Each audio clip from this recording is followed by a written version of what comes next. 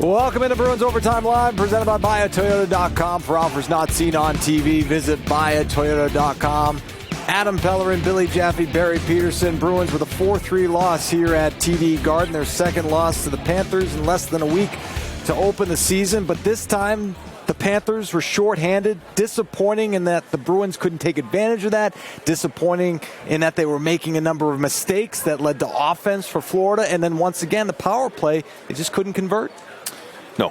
Coming into this game without Sasha Barkov, Florida was 1-8-1 against Boston and had been outscored 41-17 when he didn't play. Well, they've got 2 wins right now.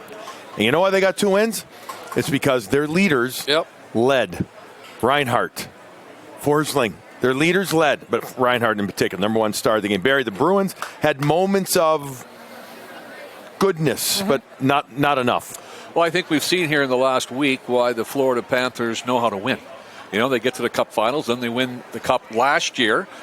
They do not beat themselves. Their star players pick up when they know they have to, but they play a real disciplined system. They don't give you anything. How many block shots did they have? Third period alone, and they 5 or whatever. They protected the house so well. In the neutral zone, not only the power play we talked about, they really slowed the Bruins down. How about the fact that the Bruins had to know this, right? They're coming off 2 losses. Yeah, they're hungry. I'm not saying they played down to their competition. They lost at them in their last 2 games. They get up for the Bruins, and then they got up to get up for the Panthers. But they get up more. They have so far this year. This year, yeah, both. They have. And again, the Bruins, again, it's great news. Their 4th line, Mark Kastelik's line has been awesome, right? But they need more from guys, especially up top. They just do. And that's what a team like Florida seems to do. They get more. The Lundells, Lusteranens, all those guys kind of come through for them.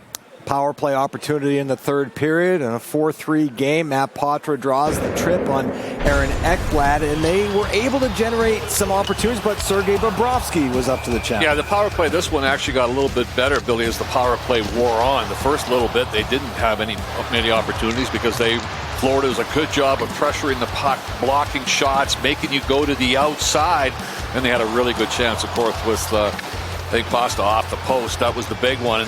Not a shot on goal, obviously, but they had an opportunity. This one here, you had the opportunity, and then one in the second period, Billy. It was a 2-2 tie after Carlo. You had the shorty against. That, to me, was really where the game changed. This one here, again, you had your opportunities, but the Florida team knows how to get it done. Yeah, they know that they're under pressure. The Bruins pick it up. They get their energy level up. They win their battles more. But Florida says we're going to be okay. We're going to find a way here. Your statement of they don't beat themselves.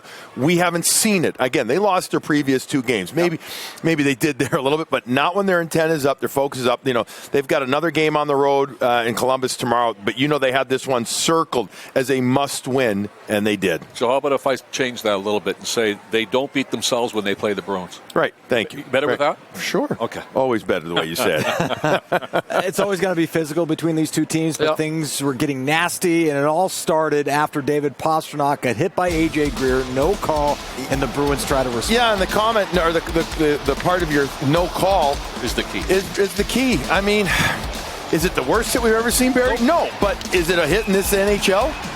A penalty, I mean? Absolutely. And then Pavel Zacha, who does none of this, not his game at all, goes to his credit right at A.J. Greer, who then starts throwing. Now, he might not know who it is right away, but he knows Pavel Zacha. He understands what he's not normally doing, Barry. And so the Bruins, they try to respond. They get a little more physical, and they started taking a lot of penalties again. But overall, both you and I talked before, we expected a physical game. We absolutely did.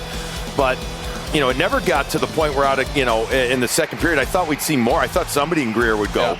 I didn't seem to want to with No, I think we talked about it too. We knew what we were going to expect from the physicality, and what we wanted to see the Bruins was initiate and not retaliate. I didn't feel like throughout the game the Bruins initiated enough physicality. The physicality came because they were retaliating against a Florida situation, to me.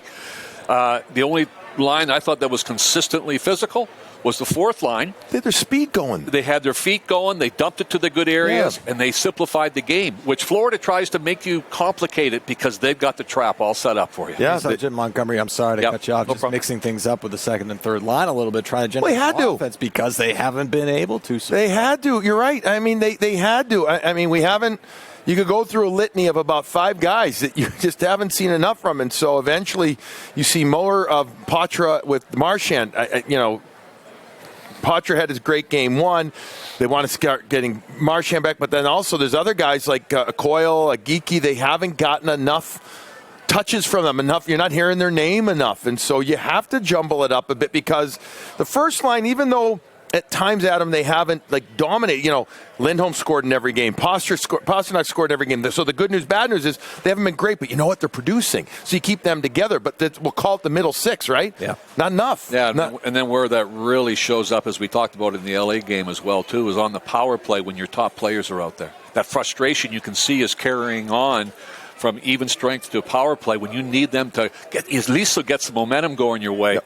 Man, that shorty in the second period, that really hurt. Yeah, meanwhile, to your point and what you were talking about earlier is that guys for the Panthers stepping up. Sam Reinhart, Lundell, both guys stepping up today. And then Reinhart, last year, 27 power play goals, 5 shorthanded goals. He had 1 of each today. Listen, we sit here and we talk about, what a gifted goal scorer Pasta is, and he is one of the elite scorers. But look at this guy right here, man. He can score in traffic. He'll go to the dirty areas as well. That was a power play, Billy. Mm-hmm. Well, now he can show you what he can do shorthanded as well. Patra doesn't get the puck deep. It's stripped by Reinhart. Reinhart shields the puck, swats it to the net. And then because of Patra's momentum, back-checking so hard, trying to make up for his mistake there, he runs into his own netminder. Look at the stick work by Reinhart. Strong hockey player, physically strong. Protects it, goes to the net. Boquist tries to hammer it in, and instead it goes right to the stick. Fortuitously, the stick of Reinhart. Look at his strength. He stops here, Adam. Stick is on the ice, slides it into the net, sweeps it in. That is an awesome play by Reinhart. Star of the game presented by Subaru of New England. Fall in love with the brand new Subaru. You take a look at the numbers against the Bruins in his career.